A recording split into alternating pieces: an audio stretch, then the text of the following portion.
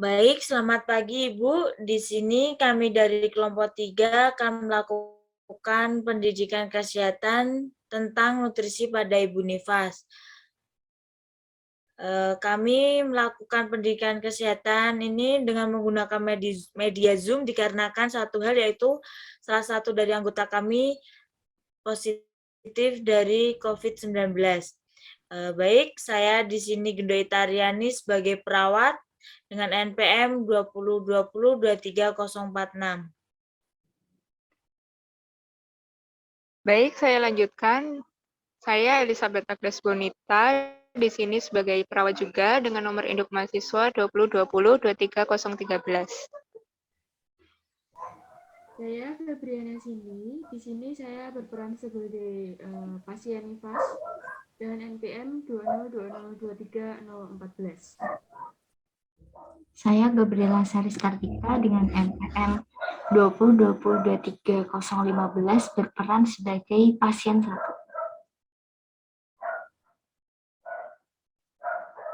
Baik, selanjutnya kita akan melakukan pendidikan kesehatan. Baik, selamat pagi Ibu. Pagi, Sus. Baik, perkenalkan di sini saya perawat Gendo, saya ditemani dengan rekan saya yaitu perawat Liza. Di sini kami akan melakukan pendidikan kesehatan tentang nutrisi pada Ibu Nifas. Dengan tujuan agar Ibu memahami apa pengertian dari gizi itu, fungsi dan manfaat dari gizi, serta nutrisi dan cairan seperti apa yang penting untuk Ibu dan untuk Ibu Nifas, dan juga dampak seperti apa yang akan terjadi jika nutrisi pada Ibu Nifas itu tidak terpenuhi. Baik, untuk waktunya kurang lebih 20 menit. Untuk rekan saya, Suster Liza, silahkan. Baik, terima kasih atas kesempatannya, Suster Gendo. Sebelum itu, bisa minta tolong untuk share screen.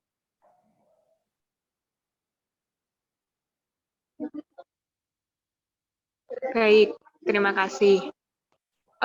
Kita langsung masuk ke materi. Yang pertama itu ada definisi dari gizi. Gizi merupakan suatu zat yang sangat dibutuhkan oleh tubuh dan digunakan sebagai metabolisme.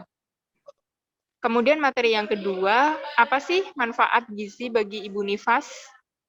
Di sini ada beberapa manfaat gizi bagi Ibu Nifas, yaitu yang pertama sebagai sumber tenaga, yang kedua untuk membantu pertumbuhan dan pemeliharaan jaringan, kemudian yang ketiga untuk membantu mengatur dan mengembalikan keseimbangan tubuh serta organ pasca melahirkan, kemudian untuk meningkatkan produksi ASI, manfaat yang kelima untuk membantu mempertahankan kebugaran pada ibu setelah melahirkan, kemudian untuk meningkatkan imunitas tubuh, dan manfaat yang terakhir yaitu untuk meningkatkan sel pada otak bayi.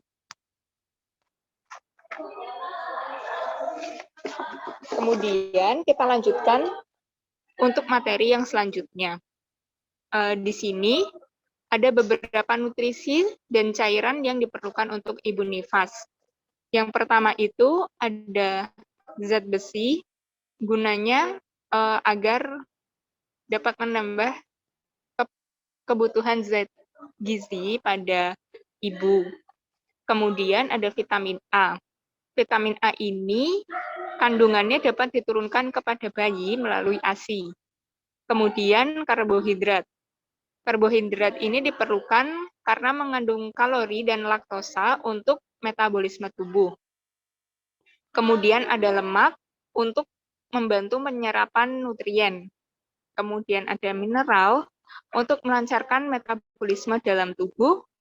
Dan yang terakhir ada cairan, yaitu menjadi pelarut zat gizi dalam proses metabolisme. Kemudian di sini kami berikan beberapa contoh susunan menu bagi Ibu Nifas. Untuk makan pagi atau sarapannya, itu bisa dimakan, yaitu berupa nasi, telur, tempe, sayur, kemudian buahnya dapat dipilih buah pepaya.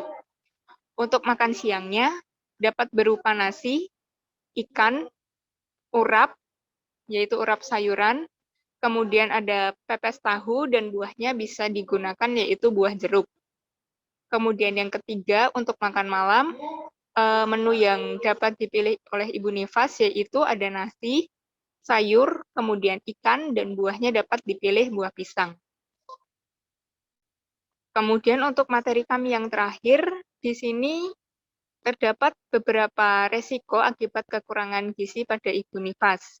Sebenarnya resiko akibat kekurangan nutrisi pada Ibu Nifas bukan hanya terjadi pada ibunya saja, melainkan juga dapat mengganggu pertumbuhan pada bayinya. Untuk yang pertama, ada beberapa gangguan pada ibu, yaitu yang pertama, proses pemulihan setelah melahirkan menjadi terganggu, dan yang kedua, ibu tersebut akan mengalami gangguan dalam memproduksi ASI. Kemudian untuk pada bayinya tersebut jika mengalami kekurangan gizi itu dapat mengganggu proses pertumbuhan dan perkembangan pada bayinya. Kemudian bayi akan menjadi mudah sakit, kemudian mudah terkena infeksi, lalu ada gangguan pada mata, dan yang terakhir ada gangguan pada tulang. Baik, untuk materi yang kami sampaikan pada hari ini sudah selesai. Silakan bagi ibu-ibu yang ingin. Baik, Suster, saya izin untuk bertanya. Karena saya kan tadi di salah satu contoh susunan menu yang ditampilkan itu kan ada ikan ya disebutkan. Nah, kebetulan saya kan nggak suka ikan. Nah, saya tahu kalau misalkan protein di ikan itu tuh tinggi dan benar-benar penting untuk pertumbuhan janin gitu ya. Tapi saya nggak suka, terus apakah bisa diganti dengan sumber protein lain yang kadar proteinnya itu setara dengan ikan tadi, Sus? Ya, baik. Terima kasih, Bu, untuk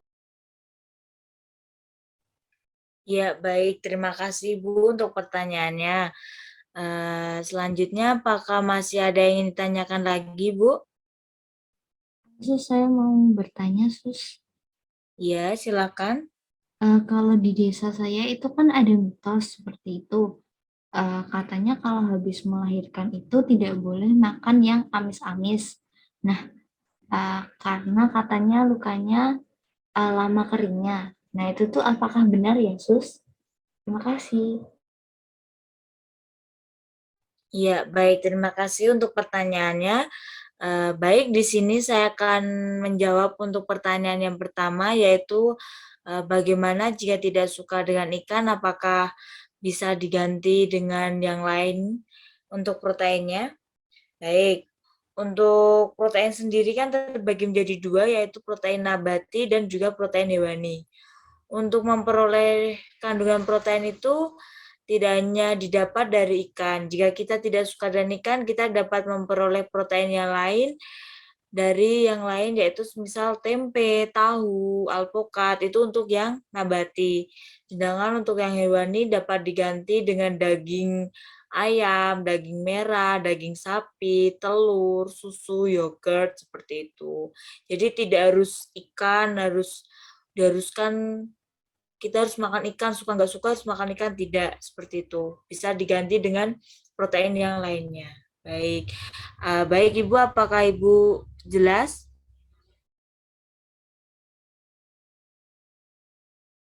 Ya, baik. Baik, untuk pertanyaan yang kedua akan dijawab oleh rekan saya, yaitu Suster Liza, silakan. Baik, terima kasih Suster Genduk atas kesempatannya. Tadi pertanyaannya di desa yang Ibu diami, itu ada mitos kalau habis melahirkan tidak boleh mengkonsumsi makanan yang amis karena dapat memperlambat penyembuhan luka. Nah, di sini kami pertegas kalau mitos itu nggak benar ya, jadi salah. Faktanya kalau Ibu nifas atau Ibu melahirkan itu membutuhkan asupan protein yang tinggi dari tadi yang sudah dijelaskan, bisa dari protein nabati dan protein hewani. Hal ini malah dapat membantu mempercepat penyembuhan luka. Jadi untuk mitos yang dikatakan di desa ibu tersebut salah seperti itu. Apakah jawabannya bisa diterima, Bu? Baik, Suster. Terima kasih, Sus, atas penjelasannya. Sudah jelas. Baik, dari ibu-ibu apakah masih ada yang ditanyakan atau ibu masih merasa bingung? Sudah jelas, Sus. Baik, jika sudah jelas, kami memiliki beberapa pertanyaan yang dapat Ibu untuk jawab ya. Baik, pertanyaan yang pertama dari saya yaitu apa pengertian dari gizi itu sendiri untuk Ibu Nifas? Baik, untuk ibu-ibu dapat mencoba menjawab. Izin coba menjawab, Sus. Seingat saya tadi itu gizi itu zat yang dibutuhkan untuk metabolisme, begitu, Sus? Ya, baik. Dari Ibu yang lain, apakah ada yang ingin menjawab lagi? Iya, baik. Untuk jawabannya sesuai ya. Untuk pertanyaan yang selanjutnya mungkin dari rekan saya ada yang ingin ditanyakan untuk ibu-ibu. Baik, di sini saya memiliki 2 pertanyaan untuk ibu-ibu semua ya. Pertanyaan yang pertama, tadi kan sudah dijelaskan beberapa manfaat gizi bagi Ibu Nifas. Mungkin bisa disebutkan kembali beberapa manfaat gizi bagi Ibu Nifas. Silakan bagi yang ingin menjawab. Kalau menurut saya itu yang pertama fungsinya itu dapat meningkatkan produksi ASI, kemudian dapat membantu peningkatan sel pada otak bayi, kemudian sebagai asupan sumber. Kalau menurut saya itu yang pertama fungsinya itu dapat meningkatkan produksi ASI, kemudian dapat membantu peningkatan sel pada otak bayi, kemudian sebagai asupan sumber tenaga. Seperti itu, Suster.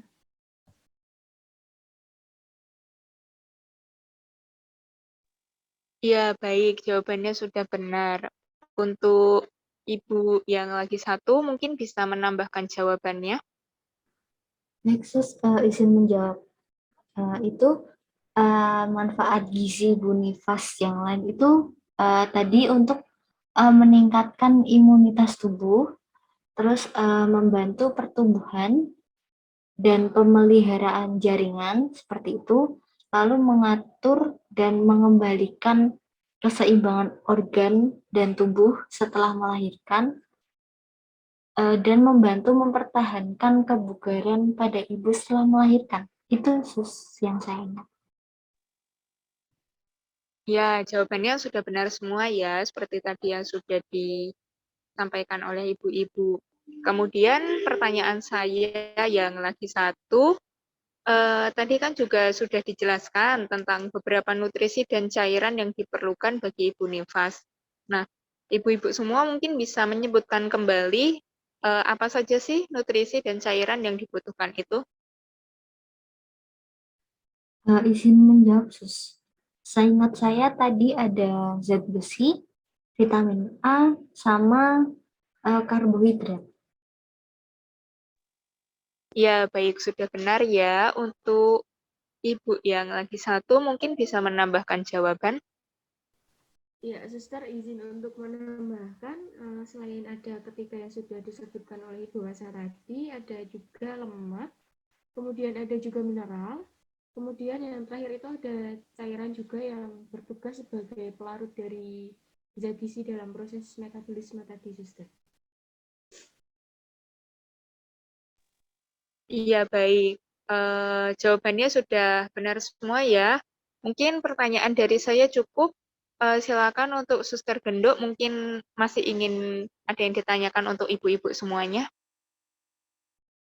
Baik, saya masih punya satu pertanyaan lagi ya. Jadi dampak seperti apa yang akan terjadi jika nutrisi pada Ibu Nifas itu tidak terpenuhi? Baik, untuk ibu-ibu bisa mencoba untuk menjawab. Izin menjawab, Sus. Kalau Ya. dampak yang pada ibu itu nanti ada gangguan pada produksi ASI, lalu ketika pada bayi itu ada dampak bayinya mudah sakit dan mudah terkena infeksi. Begitu, Sus. Ya, baik. Untuk ibu yang lain ingin menambahkan untuk jawabannya?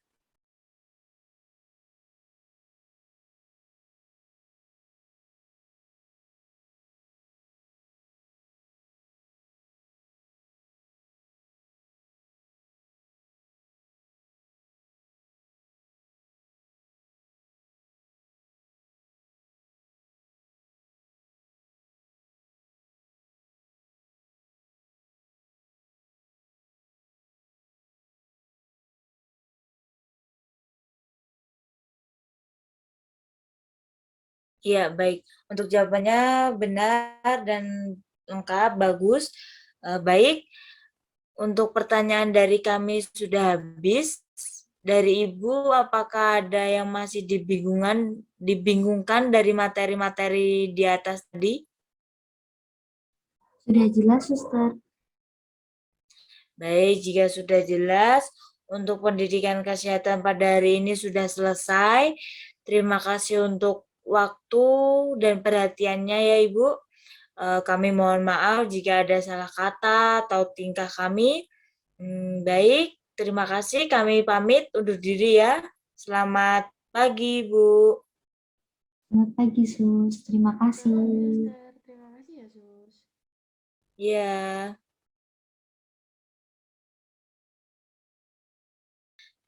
Baik, sekian pendidikan kesehatan dari kelompok 3 tentang nutrisi untuk Ibu Nifas. Sekian dan terima kasih.